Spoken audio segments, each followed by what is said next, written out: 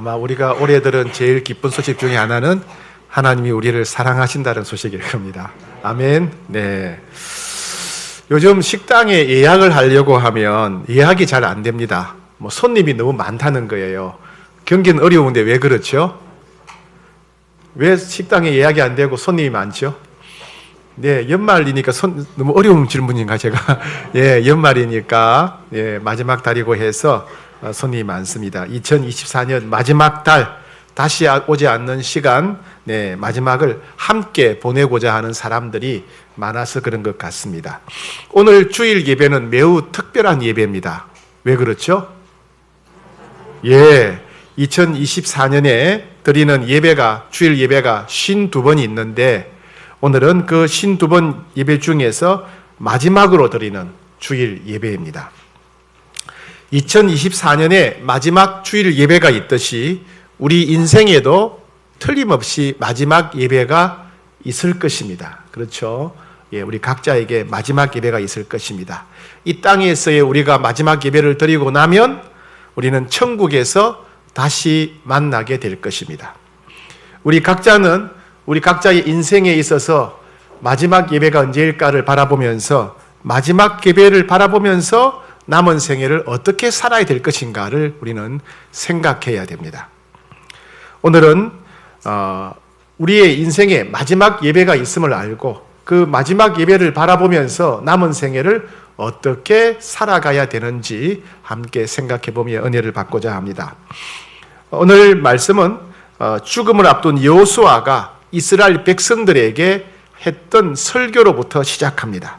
1절에 보게 되면 여호수아가 이스라엘 백성들의 모든 백성들과 지도자들을 세겜이라고 하는 도시에 모아놓고 이제 설교를 하고 헌신과 결단의 시간을 가지는 대목입니다.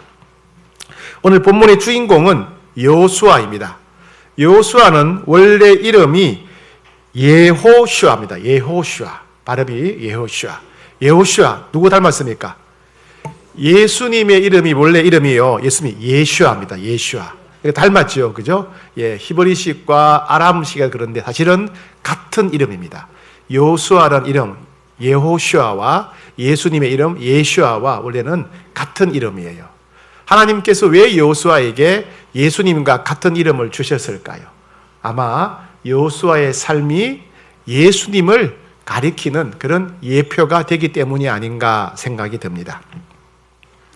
이 여호수아는 젊을 때 모세의 시종으로부터 시작했습니다. 모세를 도와주는 시종으로부터 시작했고 모세의 지시를 따라서 전쟁터에 나가기도 하고 나중에 40살이 되었을 때는 12지파가 가나안의 정탐을 떠날 때 이 여호수아도 자기 지파를 대표해서 정탐꾼의 한 명이 됩니다. 그들이 정탐을 마치고 돌아왔을 때 대부분의 정탐꾼들은 저 땅을 우리가 차지할 수 없다라고 부정적으로 결과를 보고했을 때 이 여호수아는 아니다. 하나님께서 우리에게 저 땅을 주시겠다고 하셨다. 그렇다면 우리가 하나님 말씀에 순종하기만 하면 저들은 우리 밥이다. 아무리 저 사람들이 우리 보기에 거인 같고 우리가 메뚜기 같다 할지라도 우리가 하나님 말씀에 순종하면 저들은 우리 밥이다. 이렇게 주장하면서 하나님 말씀에 순종하자고 보고했던 사람이 바로 여호수아입니다. 그러나 다수의 사람들이 부정적으로 생각했기 때문에 결국 가나안 땅에 들어가지 못하게 되지요. 그러다가 이제 광야에서의 40년을 다 보내고 모세가 이제 요단강 건너기 직전에 이제 모세가 죽게 되죠. 모세가 죽기 직전에 여호수아를 자신의 후계자로 임명하게 됩니다. 그때 여호수아의 나이가 몇 살이냐 하면 80이었어요. 80. 모세도 80세에 부름받았죠. 여호수아도 80세에 부름받았습니다. 그러니 여러분 80세에 새로운 인생을 사셔야 됩니다. 그렇죠? 사셔야 돼요. 그래서 이제 여호수아가 모세의 뒤를 이어서 지도자가 되어서 백성들을 데리고 요단강을 건너갑니다. 여리고성을 무너뜨리고 가나안 땅을 정복하게 되고 하나님의 약속대로 정복한 땅을 12지파한테 나눠주게 됩니다. 여호수아는 그런 일들이 다 끝난 다음에 가나안 땅을 정복하고 12지파에게 기업 땅을 다 나눠준 다음에 백성들을 다 불러 모아서 하나님 앞에서 헌신하고 결단하는 시간을 가지게 됩니다. 우리가 하나님 앞에서 이렇게 살겠습니다. 헌신과 결단의 시간을 가지게 됩니다. 이스라엘 백성들은 중요한 시점마다, 중요한 전환기마다 하나님 앞에서 헌신하고 결단하는 시간을 가졌습니다. 언약식이라고 하죠. 출애굽했을 때 시내산에서 제일 먼저 하나님의 백성으로 살겠습니다. 하나님만 섬기겠습니다. 헌신하고 결단하는 시간을 가졌습니다. 그리고 40년 광야 생활을 다 끝난 다음에 모세가 자기 사명을 다 마친 다음에 요단강을 앞두고 백성들과 함께 하나님 말씀에 순종하며 살겠다고 헌신과 결단의 시간, 언약의 시간을 모압에서 가졌죠. 그리고 가나안 땅을 점령하면서 여호수아를 중심으로 에발산에서 또 헌신과 결단의 시간을 가지게 됩니다. 오늘 본문은 네 번째죠. 네 번째. 세겜에서 이스라엘 백성들이 하나님 앞에 헌신하고 결단하는 시간, 언약식을 가졌다 하는 내용입니다. 오늘 본문 2절부터 13절까지는 하나님의 말씀입니다. 아마 여호수아의 설교가 아닐까 생각이 됩니다. 그때 여호수아는 나이가 110살쯤 되었고 죽음을 앞두고 있었습니다. 마지막 고별 설교지요. 마지막 고별 설교. 그 내용은 뭐냐면 하나님께서 아브라함 때부터 이스라엘 백성들을 보살펴 주셨다 하는 내용입니다. 아브라함, 이삭, 야곱, 애굽 생활, 모세 시작해서 홍해를 건넌 사건, 그리고 가나안 땅에 들어오기까지 이스라엘의 역사는 하나님의 역사다. 이스라엘의 역사는 하나님이 살아계신 증거다. 이스라엘의 역사는 하나님의 은혜와 사랑의 역사다. 그래서 이스라엘 역사를 살펴보면 우리는 하나님을 부인할 수 없다. 이스라엘 역사를 살펴보면 우리는 하나님만 섬기며 살아야 된다. 이런 내용이 이제 2절부터 13절까지 계속되는 하나님의 말씀, 여호수아의 설교라고 할 수 있습니다. 이런 설교가 끝났을 때 이제 여호수아는 백성들에게 헌신과 결단을 촉구하게 됩니다. 자, 여호수아의 이야기를 들어봅시다. 제일 먼저 여호수아는 모든 우상을 치워버리고 오직 하나님만 섬기며 살아야 된다. 이렇게 강조합니다. 14절 말씀 우리 같이 받들어 읽겠습니다. 시작. 그러므로 이제는 여호와를 경외하며 온전함과 진실함으로 그를 섬기라. 너희의 조상들이 강 저쪽과 애굽에서 섬기던 신들을 치워버리고 여호와만 섬기라. 예. 그래서 애굽에서 섬기던 신 다 치워버리고 하나님만 섬겨야 된다. 그렇게 말하면서 이렇게 말합니다. 이스라엘 백성 전체가 떠난다 하더라도 오직 나와 우리 집은 여호와만 섬기겠다. 이렇게 말합니다. 너희들은 선택해야 된다.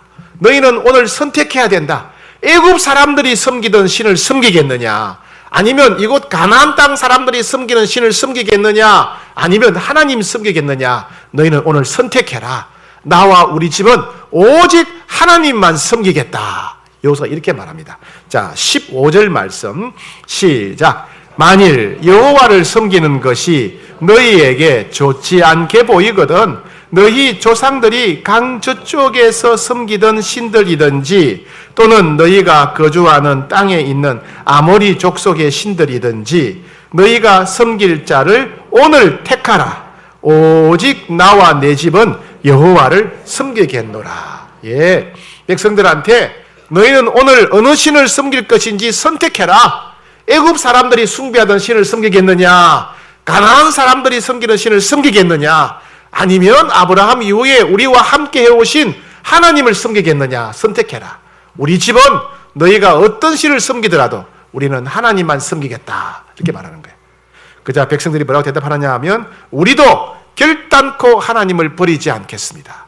우리도 반드시 하나님만 섬기겠습니다. 이렇게 답합니다. 16절 시작. 백성이 대답하여 이르되 우리가 결단코 여호와를 버리고 다른 신들을 섬기지 아니하오리니. 예, 절대 우리가 다른 신 섬기지 않겠습니다. 우상 섬기지 않겠습니다. 하나님만 섬기겠습니다. 그래요. 그러니까 이제 여호수아가 하는 말이 당신들 하나님 섬기는 일이 쉽지 않을 거다. 당신들은 이렇게 결단하지만은 여호와를 섬기는 일이 결코 쉽지 않을 거다. 왜냐하면 온갖 유혹이 있기 때문에 그렇다. 돈의 유혹, 음란의 유혹, 사치의 유혹, 권력의 유혹, 우상 숭배의 유혹, 각종 유혹들로 인해서 당신들이 하나님만 섬기는 일이 결코 쉽지 않을 거다. 이렇게 경고합니다. 자, 29절 시작. 여호수아가 백성에게 이르되 19절 시작. 여호수아가 백성에게 이르되 너희가 여호와를 능히 섬기지 못할 것은 그는 거룩하신 하나님이시요 질투하는 하나님이시니 너희의 잘못과 죄들을 사하지 아니하실 것이미로다. 너희가 능히 하나님을 섬기지 못할 것이다. 너희가 아무리 하나님 섬기려고 해도 온갖 유혹이, 우상 숭배가 너희들을 가로막을 것이다. 그러자 백성들이 말합니다. 아닙니다. 우리는 하나님만 섬기겠습니다.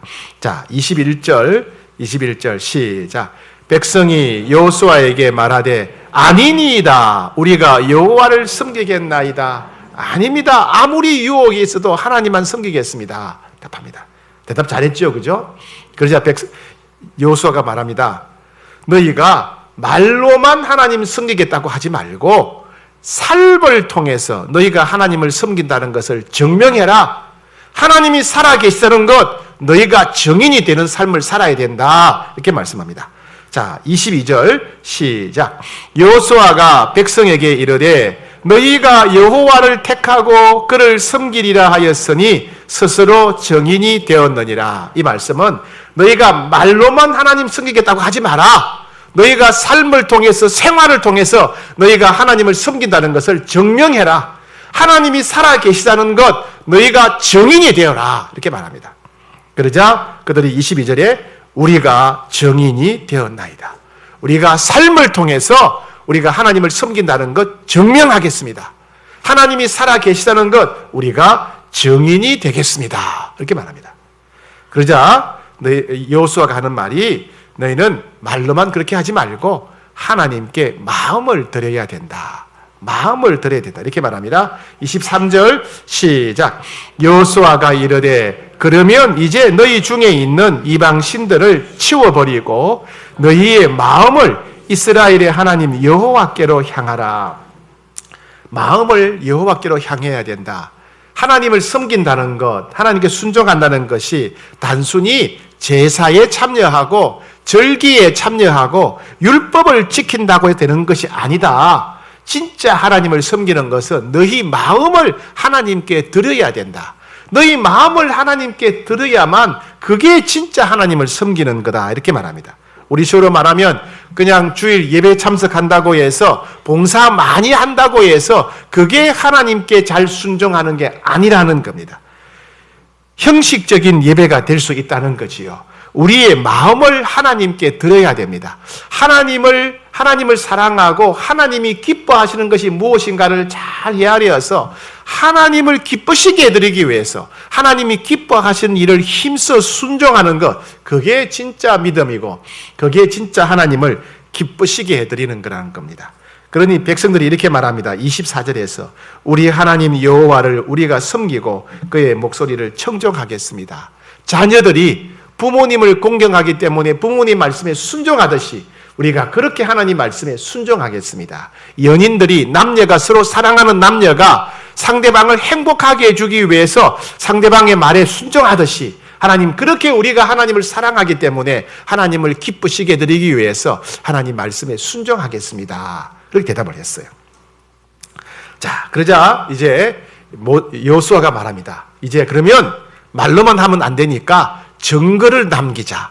나중에 딴소리 못하도록, 나중에 잊어버리지 않도록 증거를 남기자. 이렇게 해요. 자, 25절 시작. 그날에 여호수아가 세겜에서 백성과 더불어 언약을 맺고 그들을 위하여 율례와 법도를 제정하였더라. 책에다가 기록했어요. 책에다가 하나님만 섬기기로 결단한 내용을 책에다가 기록해서 잊지 못하도록. 근데 문제는 책이 불타버리거나 책을 잃어버리면 안 되잖아요. 그래서 또 다른 증거를 하나 만들어요. 자, 27절 시작. 모든 백성에게 이르되 보라, 이 돌이 우리에게 증거가 되리니 이는 여호와께서 우리에게 하신 모든 말씀을 이 돌이 들었음이니라. 그런즉 너희가 너희의 하나님을 부인하지 못하도록 이 돌이 증거가 되리라 하고, 처음에는 이제 책에다가 결단의 내용을 기록하고, 두 번째는 성막 옆에 상수리 나무, 큰 나무가 있어요. 상수리 나무 있으니까 사방팔방에서, 여기는 잘 보이는 장소예요. 상수리 나무가, 그 잘 보이는 상수리 나무 앞에다가 큰 바위를 하나 갖다 놨어요. 바위를. 왜? 바위는 불에 타지 않으니까. 바위는 사라지거나 잃어버릴 수 없으니까. 그죠? 그래서 언제든지 상수리 나무 앞에 있는 큰 바위는 볼 수 있는 거예요. 그 바위를 볼 때마다, 맞아, 우리가 하나님 섬기기로 결단했지. 맞아, 우리가 하나님께 순종하기로 결단했지. 맞아, 우리가 형식적으로 신앙생활을 하지 않고 하나님께 마음을 드리기로 했었지. 그것을 자꾸 기억하라는 겁니다. 기억하도록 하기 위해서 그렇게 상수리 나무 앞에다가 큰 바위를 갖다 놨습니다. 우리는 특별 기도회를 마치고 나면 뭘 하죠? 배지, 그죠? 버튼을 만들죠, 그죠? 그걸 나눠드리죠. 왜요? 하나님이 주신 말씀을 기억하자고, 하나님께 받은 은혜와 결단을 기억하자고 버튼을 만드는 겁니다. 그렇게 이스라엘 백성들도 이제 버튼을 만들듯이 바위를 갖다 놨어요. 그래서 책에다가 기록하고 잊지 않도록, 두 번째는 큰 바위를 갖다 놓고 바위를 볼 때마다 하나님께 결단한 내용, 하나님께 순종하기로 했고 하나님을 기쁘시게 해드리며 살기로 했던 것을 기억하려고 새겨놨습니다. 자, 그런 다음에 이렇게 해서 이제 여호수아의 설교와 결단, 언약식이 끝났습니다. 끝났는데 그 다음이 여호수아서가 여기에 끝나는 게 아니라 여호수아서가 좀 더 계속되는데 세 사람의 죽음 이야기를 기록해요. 세 사람의 죽음 이야기. 첫 번째는 여호수아가 죽은 이야기, 두 번째는 요셉이 죽은 이야기, 세 번째는 엘르아살 제사장이 죽은 이야기를 여호수아 24장 나머지 부분에 기록하는 거예요. 왜? 그 분위기 좋았잖아요. 여호수아가 설교하고 결단하고 기록하고 증거 남겼는데 갑자기 왜 사람 죽은 이 얘기를 할까요? 3명이나 죽었다고 얘기할까요? 예, 그것은 여호수아가 설교한 대로 그렇게 하나님만 섬기고 하나님께 순종했던 3명의 모델을 제시한 거예요. 24장에 나오는 여호수아의 설교대로 한결같이 하나님을 섬기고 순종했던 대표적인 사람, 첫 번째는 여호수아, 두 번째는 요셉, 세 번째는 엘르아살이라는 겁니다. 그죠? 첫 번째는 여호수아입니다. 여호수아 29절 30절 같이 읽겠습니다. 시작. 이일 후에 여호와의 종 눈의 아들 여호수아가 110세에 죽음에 그들이 그를 그의 기업의 경내에 딥낫세라에 장사하였으니 딥낫세라는 에브라임 산지 가스산 북쪽이었더라.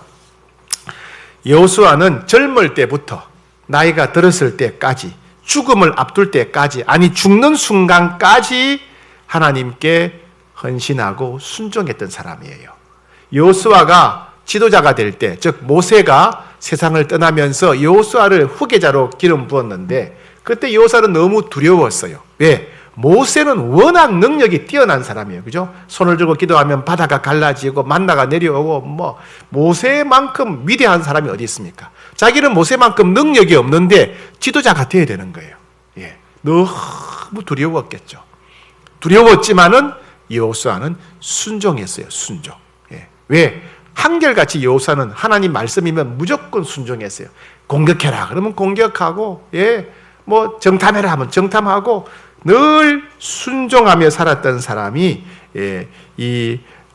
여호수아입니다. 모세만큼 탁월하고 뛰어나지는 않았지만은 한결같이 인생의 마지막까지 하나님 섬기고 순종하며 살았던 사람이에요. 그러니까 자기가 설교한 대로, 여호수아 24장에 나오는 여호수아가 설교한 대로 살았던 사람이 여호수아예요. 여러분, 이게 쉽지 않아요. 목사님들이 설교는 잘하는데 그 설교대로 살기는 목사님들도 너무 어려워요. 그죠? 설교대로 사는 목사님 많지 않겠습니다. 예. 근데 저도 그렇겠죠. 그죠? 예. 근데 여호수아는 자기가 설교했던 대로 살았던 사람이라는 겁니다. 그래서 여호수아서를 기록한 기자가 여호수아 설교한 다음에 제일 먼저 여호수아의 죽음을 딱 기록한 거예요. 여호수아가 평생 이렇게 하나님 말씀에 순종하는 삶을 살았다. 예. 두 번째는요, 요셉의 죽음의 이야기를 기록합니다. 32절 시작. 또 이스라엘 자손이 애굽에서 가져온 요셉의 뼈를 세겜에 장사하였으니 이곳은 야곱이 백크시타를 주고 세겜의 아버지 하몰의 자손들에게서 산 밭이라. 그것이 요셉 자손의 기업이 되었더라. 요셉의 뼈를 가져와가지고 요셉의 지파의 땅에다가 묻었다, 그 말입니다. 이야기를 왜 기록했을까요? 요셉은요, 노예로 팔려갔지만은 하나님을 부인하지 않았어요. 그죠? 보디발의 아내가 성적으로 유혹했지만은 하나님 때문에 거절합니다. 감옥에 갇혔지만은 하나님 때문에 낙심하지 않죠. 나라의 2인자가 되었어요. 바로 왕 다음 가는 2인자가 되어서 최고의 권력과 영광과 혜택을 다 누렸어요. 그런데 우상 숭배하지 않고 끝까지 하나님을 섬겼던 사람입니다. 그리고 이 요셉이 죽으면서 무슨 얘기를 합니까? 요셉이 죽으면서 내가 이 나라의 2인자가 되어서 바로 왕 못지않게 모든 권력과 부귀와 혜택을 다 누렸는데, 그러나 여기는 하나님이 우리에게 주신 땅이 아닙니다. 하나님께서 우리 할아버지 아브라함과 이삭과 우리 아버지 야곱에게 하신 말씀이 있습니다. 저 가나안 땅을 우리에게 주시겠다고 말씀하셨습니다. 그래서 하나님 언젠가 반드시 우리를 가나안 땅으로 인도하실 것입니다. 언젠가 반드시 우리가 가나안 땅에 갈 텐데, 그때 내 해골, 내 유골을 파가지고 하나님이 약속하신 가나안 땅에 가서 묻어 주십시오, 이렇게 부탁을 했어요. 그리고 언제 이루어졌느냐? 애굽 생활 430년 지나고 오늘 출애굽 40년, 가나안 땅 정복 30년, 70년 지나고 난 뒤에, 그러니까 약 한 500년 지난 뒤에 약속이 이루어진 거예요. 요셉이 그렇게 말하고 500년 뒤에 약속이 이루어져서, 하나님 말씀이 이루어져서 이스라엘 백성이 가나안 땅에 가면서 요셉의 유골을 캐내 가져가서 약속의 땅에 묻게 되었다. 그러니까 요셉이 평생 하나님 말씀에 순종했고 요셉에게 주셨던 약속대로 이루어진 거예요. 그죠? 약속의 땅에, 가나안 땅에 하나님이 이루어 주셔서 그 땅에 요셉의 뼈가 묻힌 겁니다. 그래서 여호수아 기자가 요셉은 바로 평생 하나님의 약속을 믿었던 사람이다. 시련이 오고 유혹이 왔지만은 한결같이 하나님 말씀에 순종했던 사람이다. 그래서 여호수아의 설교 뒤에 두 번째로 모델 케이스로 요셉의 이야기를 적어 놓은 거예요.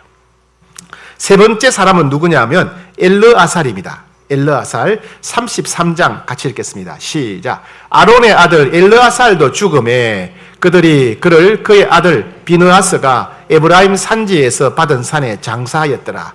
엘르아살도 역시 죽었고 그리고 그 지파의 땅에다가 묻었다, 이런 얘기입니다. 그럼 엘르아살의 얘기는 왜 기록했을까요? 엘르아살은 아론 대제사장의 아들이에요. 아론은 대제사장이었는데 아들들도 전부 다 제사장이 되었습니다. 근데 문제는 뭐냐면 아론의 아들들이 하나님이 말씀하신, 지시하신 대로 예배를 드리지 않고 제사를 침대하지 않고 자기 생각대로 이렇게 하면 더 좋을 것 같아, 저렇게 할까, 이렇게 할까, 자기들이 좋은 대로 제사를 드리다가 하나님이 진노하셔서 죽은 겁니다. 아비후라고 하는 아들과 나답이라고 하는 아들이에요. 사람마다 그런 유혹이 있죠. 내가 편한 대로 하고 싶고 내가 좋은 대로 신앙생활 하고 싶은 그런 유혹이 있잖아요. 여러분 그런 거 없으세요? 예.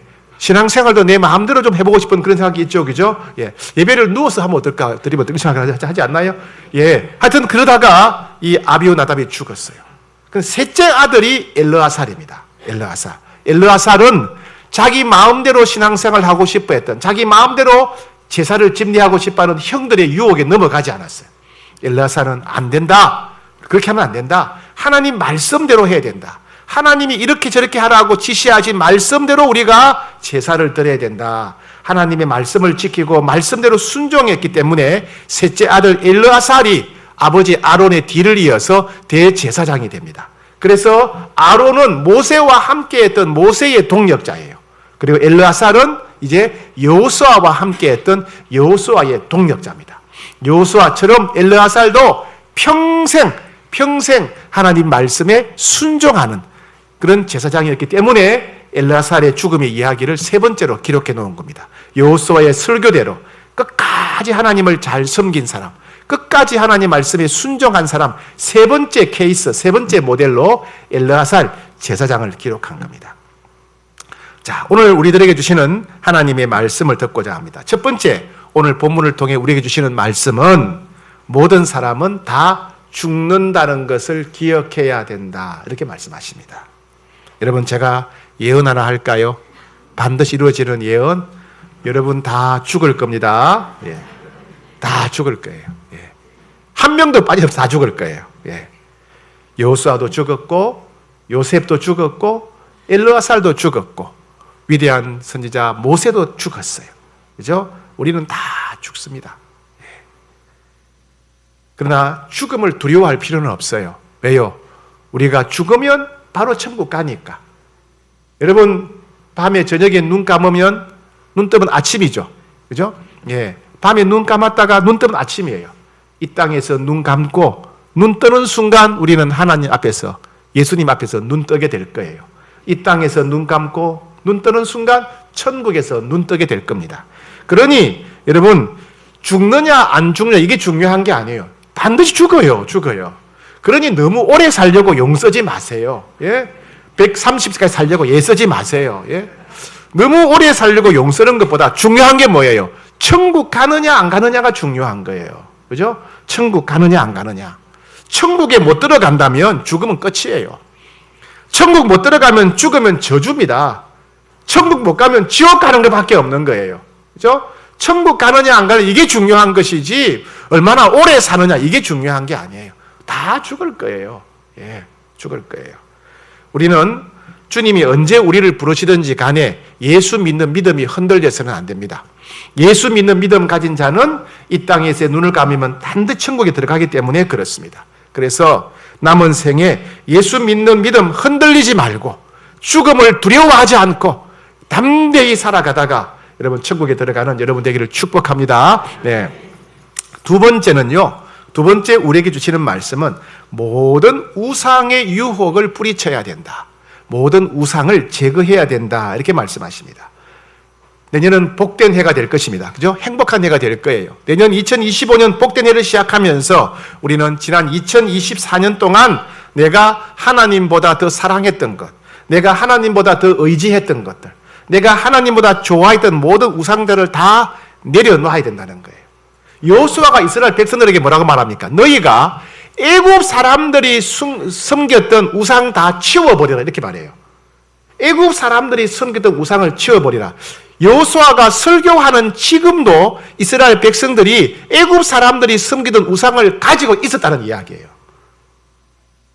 그런데 여러분, 여호수아 당시에 이스라엘 백성들은 애굽에서 살아본 적이 없는 사람들이에요. 왜? 70년 전의 이야기니까. 애굽은 70년 전의 이야기니까. 애굽에서 애굽 사람들이 우상 숭배하는 걸 본 사람들은요, 광야에서 다 죽었어요. 지금 여호수아와 함께 살아있는 사람들은 광야에서 태어났거나 아니면 가나안 땅에서 태어난 사람들이에요. 그들은 애굽 땅에 가본 적도 없고 애굽 사람을 본 적도 없어요. 가본 적도 없고 본 적도 없는 애굽 사람들의 우상을 이들이 왜 섬기고 있을까요? 70년 전에 자기 아버지, 할아버지가 섬기던 우상을 이들이 왜 여전히 섬기고 있을까요? 하나님이 약속한 가나안 땅에 들어가 땅을 차지했어요. 기업을 차지했어요. 그런데 왜 가나안 사람들의 우상을 섬기고 있을까요? 앞에서 말씀드렸죠. 이스라엘 역사는 하나님의 역사라고. 이스라엘 역사는 하나님의 은혜와 사랑의 증거라고. 이스라엘 역사는 하나님의 살아계심의 증거라고. 근데 왜 이스라엘 백성들이 하나님의 역사를 누구보다 잘 알면서 왜 가나안 백성들의 우상을 섬기고 있을까요? 왜 그럴까요? 왜 대한민국의 똑똑하다는 정치인들이 왜 우상을 숭배할까요? 왜 점쟁이 찾아다닐까요? 첫 번째, 탐욕 때문에 그래요. 탐욕. 욕심 때문에. 부자 되고 싶고 행복하게 살고 싶고 즐겁게 살고 싶고 인정받고 싶고 유명해지고 싶고 성공하고 싶고 탐욕, 욕심 때문에 그 욕심을 이루려고 우상을 믿는 거예요.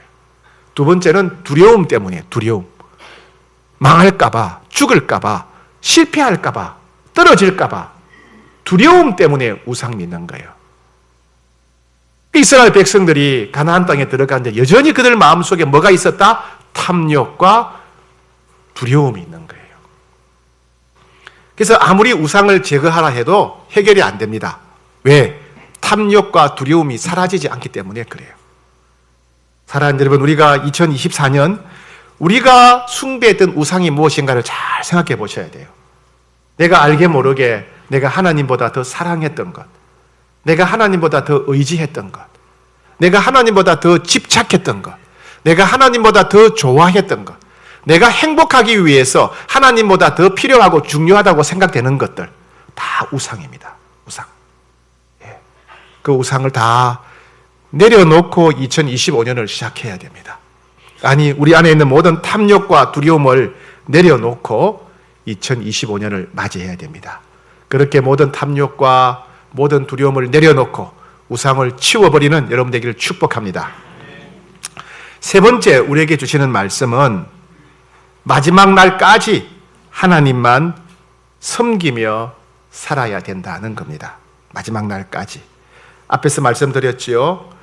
여호수아가 하나님만 섬기며 살아야 된다라고 이제 결론을 내린 다음에 세 명의 죽음의 이야기가 있었죠. 여호수아의 죽음의 이야기, 요셉의 죽음의 이야기, 엘르아살의 죽음의 이야기. 그들이 공통점이 뭐냐 하면 첫 번째는 죽었다는 것이고 두 번째는 각 지파의 땅에 묻혔다는 거예요. 각 지파의 땅에. 여호수아는 여호수아 지파의 땅에, 요셉은 요셉 지파의 땅에, 그리고 엘르아살은 레위 지파의 땅에 묻혔다는 거예요. 왜 그걸 강조할까요? 그 땅은 어떤 땅입니까? 하나님이 아브라함에게 주신 약속대로 주신 땅이에요. 하나님이 아브라함에게 주신 약속대로 순종하는 이스라엘 백성들에게 주신 하나님의 기업, 하나님의 은혜였던 것입니다. 그 땅에 묻혔다는 건 뭐예요? 하나님의 약속이 이루어졌다는 이야기입니다. 하나님의 예언이 이루어졌다는 이야기예요.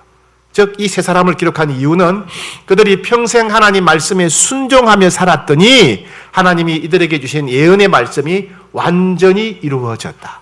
아브라함과 이삭과 야곱을 통해 주신 모든 하나님의 약속이 이들의 삶에 완전히 이루어졌다는 겁니다.